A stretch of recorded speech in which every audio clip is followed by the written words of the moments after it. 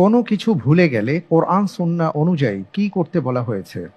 এ, দরুদ পাঠ করতে, বি, আল্লাহকে স্মরণ করতে, সি, ইস্তিগফার করতে, ডি, এ ও বি।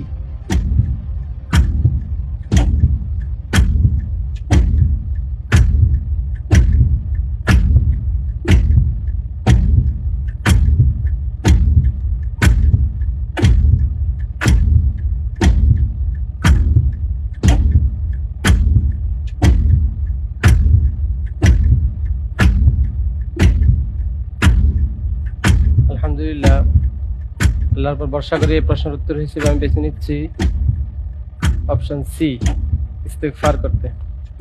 অপশন সি লক করা হোক। হাতে সময় নেই, একেবারে শেষ পর্যায়ে এসে আপনি অপশন সি কে পছন্দ করেছেন। আপনি বলতে চাচ্ছেন যে কোরআন এবং সুন্নাহ অনুযায়ী যদি আমরা কোনো কিছু ভুলে যাই তাহলে ইস্তিগফার করব। আপনি যে উত্তরটি দিয়েছেন আপনার উত্তরটি সঠিক হয়নি। আলহামদুলিল্লাহ আলা কুল্লি হাল।